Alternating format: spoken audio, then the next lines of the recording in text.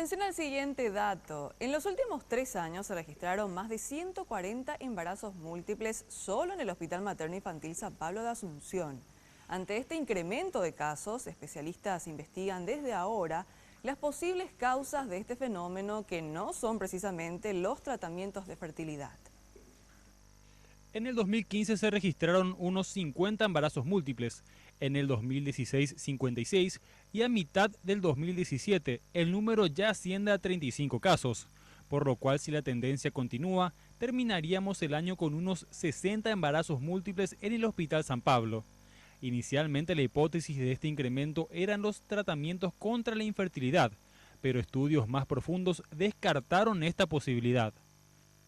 De un total de 146 partos que tuvimos en el análisis retrospectivo que estuve haciendo de nuestras estadísticas del año 2015, 2016 y hasta mayo de 2017, un grupo de 30% aproximadamente de gente que hizo algún tipo de tratamiento previo para buscar un embarazo. Especialistas en estadísticas del Hospital San Pablo investigan otras causas que podrían impulsar los nacimientos múltiples, y la evaluación del lugar de procedencia de las embarazadas también llamó la atención de los investigadores. Nuestra procedencia viene no digo que el acceso sur tenga alguna influencia, pero nuestra procedencia mayoritariamente está entre Ñemby, Villa Lisa, Guarambaré y toda la zona de la ruta que va por el lado de acceso sur, que quizás sea nada más que porque está conociéndose un poco más los resultados positivos que se tienen con los prematuros y el éxito de algunos casos específicos.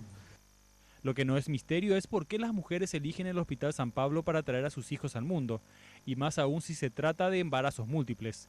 El costo en el sector privado de una cesárea es de aproximadamente 8 millones de guaraníes, esto sin contar terapia intensiva. Y considerando también la procedencia de nuestros pacientes, vemos que no son precisamente de un nivel socioeconómico bastante alto, considerando todos los datos que tenemos registrados en las historias clínicas de estos pacientes. El doctor expresó que la investigación recién está iniciando y que ya cuenta con varias aristas que revisar para obtener más datos sobre este fenómeno en el Hospital San Pablo.